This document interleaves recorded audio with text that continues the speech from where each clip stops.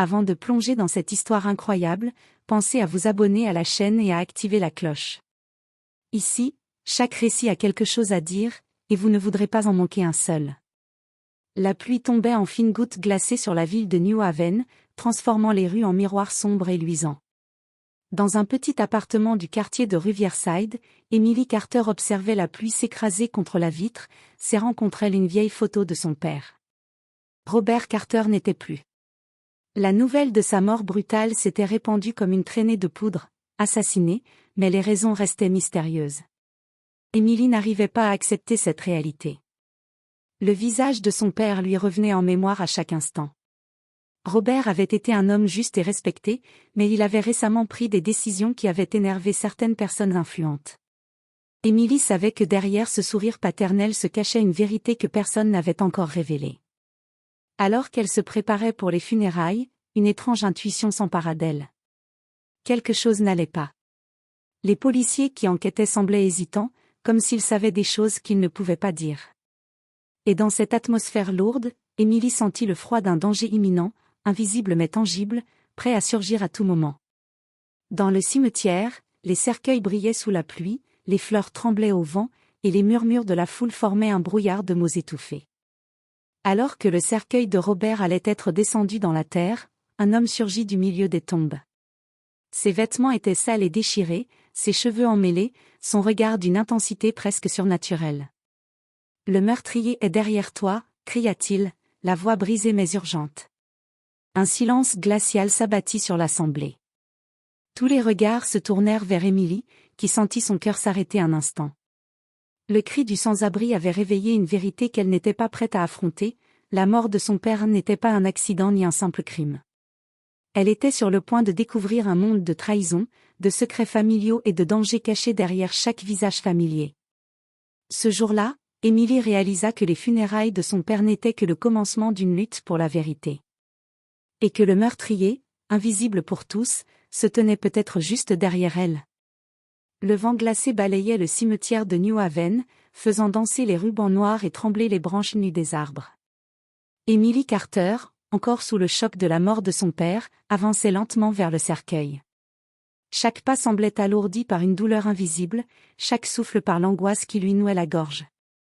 Ses yeux, rouges et gonflés, fixaient le sol comme si regarder ailleurs pourrait l'épargner du monde cruel. La famille, les amis et les collègues de son père formaient un cercle silencieux autour du cercueil. On murmurait des condoléances, mais Emily n'entendait rien. Tout semblait s'être figé. Même la pluie paraissait s'être arrêtée, suspendue au-dessus de ce moment de deuil. Soudain, un bruit de pas irrégulier se fit entendre. Une silhouette apparut au loin, titubante, traînant des chaussures usées dans la boue. L'homme était vieux, ses vêtements déchirés et sales, son visage marqué par les années et la misère. Mais ce n'était pas sa détresse qui frappa Emily. C'était son regard. Des yeux noirs et perçants, brillant d'une intensité presque surnaturelle, fixaient quelque chose derrière elle. « Le meurtrier est derrière toi », hurla l'homme d'une voix tremblante mais terriblement claire. Un silence glacial s'abattit sur la foule. Les gens reculèrent instinctivement, choqués par l'interruption et par l'intensité du message. Emily sentit son cœur s'arrêter. Derrière elle, mais derrière elle qui? Elle se retourna lentement, le souffle court, ses mains crispées sur le bouquet de roses blanches. Rien. Seulement la pluie et les ombres des tombes. Mais cette absence même augmentait sa peur. Qui pouvait vouloir la tuer maintenant? Pourquoi un sans-abri connaissait-il la vérité? Et surtout, qui avait tué son père? Le prêtre tenta de reprendre le contrôle, demandant à l'homme de se calmer, mais celui-ci continua à parler, haletant, ses mots résonnant dans le silence du cimetière. Vous ne savez pas qui est derrière tout ça. Ils sont proches, ils regardent. Emily sentit un frisson parcourir sa colonne vertébrale. Autour d'elle, les invités échangeaient des regards inquiets. Certains murmuraient que l'homme était fou, d'autres semblaient inquiétés par ses paroles. Mais Emily, elle, savait au plus profond d'elle-même que ce qu'il disait était vrai. Le danger était réel, et il était proche. La pluie recommença à tomber, fine mais pénétrante, et Emily recula de quelques pas, essayant de rassembler ses pensées. Ses souvenirs de son père lui revenaient, ses conseils, son sourire rassurant, ses avertissements sur les personnes en qui il ne fallait pas avoir confiance. Peut-être que tout ceci avait un lien. Peut-être que la mort de son père n'était que le début d'un engrenage plus sombre. Ce jour-là, au milieu des fleurs trempées et des cercueils froids, Emily Carter comprit que les funérailles n'étaient pas seulement un adieu. C'était le commencement d'une chasse, d'une quête pour découvrir la vérité. Et que le meurtrier, invisible pour tous, pouvait être plus proche qu'elle ne l'imaginait. La pluie avait cessé, mais l'air restait lourd et humide, chargé d'une tension que rien ne semblait pouvoir dissiper. Emily Carter ne pouvait pas se résoudre à retourner chez elle après les funérailles. Le cimetière lui semblait désormais dangereux, comme si chaque ombre pouvait cacher un secret mortel. Ses pas la menèrent jusqu'au banc en bois trempé près de l'entrée, où l'homme qui avait interrompu la cérémonie l'attendait, assis, silencieux. Vous m'avez crié quelque chose pendant les funérailles. Balbutia Emily, sa voix tremblante mais déterminée. Pourquoi? Qui êtes-vous? L'homme leva la tête, révélant un visage creusé par les années, mais illuminé par une étrange clarté dans le regard. Je m'appelle Samuel. Samuel, dit-il doucement. Je sais qui a tué votre père. Et si vous ne faites pas attention, vous pourriez être la prochaine. Emily sentit un frisson glacé la parcourir. Pourquoi vous me dites ça à moi? Pourquoi moi? Samuel prit une profonde inspiration et continua, parce que vous êtes la seule à pouvoir arrêter ça. Et parce que, je vous ai observé. Vous êtes différente. Vous ne ferez pas les mêmes erreurs que les autres. Les mots de Samuel semblaient étrangement précis, presque prophétiques. Emily voulait lui poser des questions, mais une peur instinctive l'empêchait de bouger. Elle sentait que derrière ses haillons et sa misère, Samuel détenait quelque chose d'important. Il y a des gens, murmura-t-il, qui ont décidé que votre père devait mourir. Des gens puissants. Des gens qui ne reculeront devant rien pour que leur secret reste caché. Emily sentit la colère et la douleur se mêler. Son père avait été tué, mais maintenant elle avait une piste. Une piste dangereuse, mais réelle. Samuel se leva lentement et s'éloigna de quelques pas, puis se retourna vers elle. Si vous voulez savoir la vérité, suivez-moi demain à l'aube. Venez seule, et soyez prudente. Cette nuit-là, Emily ne dormit presque pas. Chaque bruit dans la maison lui paraissait suspect, chaque ombre prenait une forme menaçante. Elle repensa aux paroles de Samuel, à la pluie, aux funérailles interrompues. La mort de son père n'était pas un hasard. Et elle devait découvrir la vérité, quoi qu'il en coûte. Le lendemain matin, Emily se rendit au lieu indiqué par Samuel, un vieil entrepôt abandonné à la périphérie de la ville. L'air y était lourd, rempli d'odeurs de moisissure et de rouille. Samuel l'attendait, comme prévu, son regard perçant la scrutant dès qu'elle franchit la porte. « Je ne peux pas rester longtemps ici, murmura-t-il. Mais vous devez savoir, votre père était sur le point de découvrir quelque chose de gros. Quelque chose qui concernait les plus puissants de cette ville. Et c'est pour ça qu'il a été tué. » Emily sentit une boule se former dans sa gorge. Mais quoi? Qu'avait-il découvert? Samuel secoua la tête. Je ne peux pas vous le dire tout de suite, mais je vais vous donner ceci. Il tendit une enveloppe jaunie, scellée avec soin. Tout est dedans. Les noms, les dates, les preuves. Mais vous devez être prudente. Il vous surveille déjà. Emily prit l'enveloppe, ses mains tremblantes. La peur était là, mais elle sentait aussi une détermination nouvelle. Elle savait que la route serait longue et dangereuse. Mais elle ne pouvait pas reculer. Pas maintenant. Alors qu'elle quittait l'entrepôt, Emily jeta un dernier regard à Samuel. Merci. Dit-elle, mais il avait déjà disparu dans l'ombre. Et dans cette ombre, quelque chose, ou quelqu'un, l'observait. Emily Carter avait du mal à croire que sa vie venait de basculer à ce point. La pluie du cimetière, le cri du sans-abri, l'enveloppe de Samuel, tout cela formait un puzzle inquiétant dont elle ne comprenait pas encore toutes les pièces. Mais elle savait une chose, rester passive n'était plus une option. Elle rentra chez elle et posa l'enveloppe sur la table de la cuisine, son cœur battant la chamade. Lentement, elle déchira le seau et découvrit des documents des photos et des notes griffonnées à la hâte. Les noms qu'elle lut lui firent froid dans le dos, des hommes et des femmes influents de New Haven, des politiciens, des chefs d'entreprise, certains collègues proches de son père, et un nom qui revenait sans cesse, Daniel Harper, un homme mystérieux lié à de multiples affaires louches. Alors qu'elle essayait de relier les informations, Emily sentit qu'elle n'était pas seule.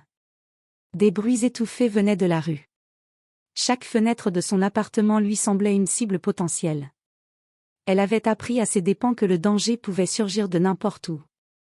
Le lendemain, Emily décida de commencer par le lieu que son père visitait le plus souvent avant sa mort, un petit café discret appelé The Harbor Brew. Là, Robert Carter avait ses habitudes et certains indices sur ses récentes recherches pouvaient s'y trouver. À peine entrée, Emily sentit le regard de quelqu'un sur elle. Un homme grand et costaud, en costume sombre, siégeait dans un coin, observant chaque mouvement. Son visage lui était étrangement familier, mais elle ne pouvait le replacer. Elle s'installa, prit un café et feignit l'indifférence. Puis, une voix basse retentit derrière elle, « Vous cherchez quelque chose, mademoiselle Carter ?» Emily sursauta et se retourna pour voir un jeune homme, les cheveux bruns en bataille, l'air à la fois nerveux et déterminé. « Qui êtes-vous » demanda-t-elle. « Je m'appelle Jason Miller, je travaillais pour votre père. Je sais ce qu'il cherchait, et je sais qui a pu le tuer. Mais je dois être discret. Il nous surveille tous. » Emily sentit son cœur s'emballer. Enfin, quelqu'un qui pouvait l'aider. « Alors, parlez-moi. Je dois savoir. » Jason jeta un coup d'œil autour de lui avant de murmurer, « Votre père enquêtait sur un réseau de corruption et de crimes secrets à New Haven. Daniel Harper, c'est lui le cerveau. Il manipule tout. Et maintenant, il sait que vous cherchez des réponses. Vous êtes en danger. » Emily sentit une peur glaciale, mais aussi une colère brûlante. Elle ne laisserait pas ce criminel s'en tirer. Alors on doit agir vite. Montrez-moi ce que vous avez trouvé. Jason hocha la tête et sortit un petit dossier contenant des documents, des photos et des notes. Chaque page révélait un peu plus l'ampleur du danger. Emily comprit que son enquête ne serait pas simple. Daniel Harper et ses alliés étaient puissants, impitoyables et prêts à tout pour protéger leurs secrets. Mais Emily savait qu'elle ne pouvait pas reculer. Son père était mort, mais elle vivait encore. Et elle allait découvrir la vérité, quoi qu'il en coûte.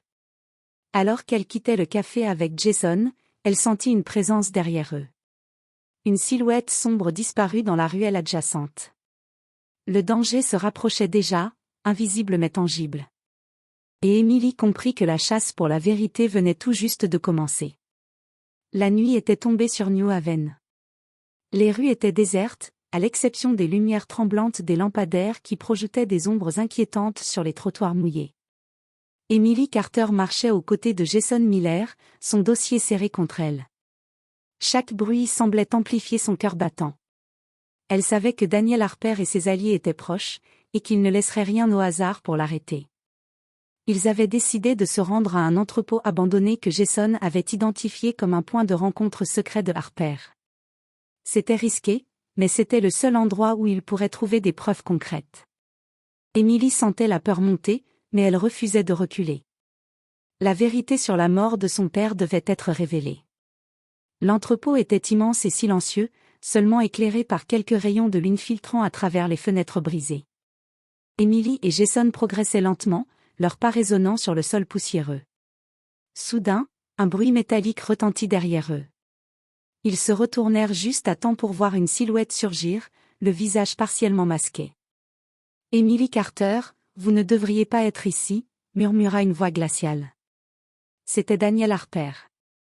Son regard était perçant, cruel, et son sourire ne laissait présager aucune pitié. Emily sentit une peur intense, mais aussi une colère brûlante. Elle serra les poings, déterminée à ne pas se laisser intimider. « Vous avez tué mon père » cria-t-elle, la voix tremblante mais ferme. « Pourquoi ? Pourquoi ?» Harper rit doucement, un rire qui résonnait comme un écho sinistre dans l'entrepôt vide. « Votre père a découvert des secrets qui n'étaient pas destinés à être révélés. Il aurait dû rester silencieux, et vous aussi. Mais vous êtes trop curieuse. Trop dangereuse. » Avant qu'Emily ne puisse réagir, deux hommes surgissent des ombres, bloquant sa route et celle de Jason.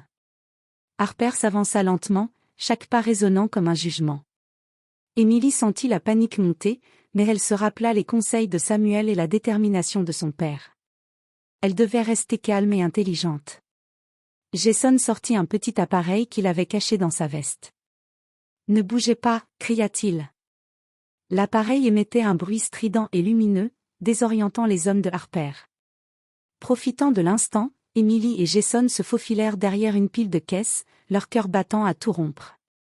Ils découvrirent alors quelque chose d'incroyable. Au fond de l'entrepôt, des dossiers et des preuves incriminantes étaient empilés, montrant l'ampleur des crimes de Harper. Fraude, corruption, menaces, et le rôle direct de Harper dans l'assassinat de Robert Carter. Emily sentit ses mains trembler, mais une force nouvelle l'envahit. La vérité était là, à portée de main. Harper, furieux, tenta de les rejoindre, mais une sirène retentit soudain, suivie de lumières bleues et rouges. Quelqu'un avait alerté la police. Jason avait prévu cette option. Harper hurla de rage alors que les forces de l'ordre encerclaient l'entrepôt. Emily sentit une vague de soulagement mêlée à l'adrénaline. Dans cette nuit sombre et dangereuse, Emily comprit une chose, la mort de son père n'était pas vaine.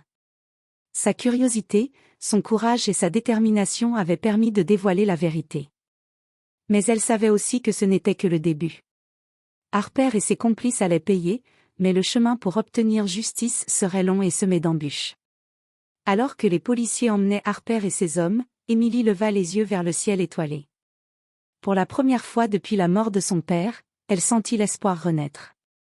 La vérité avait été révélée, mais le combat pour la justice ne faisait que commencer.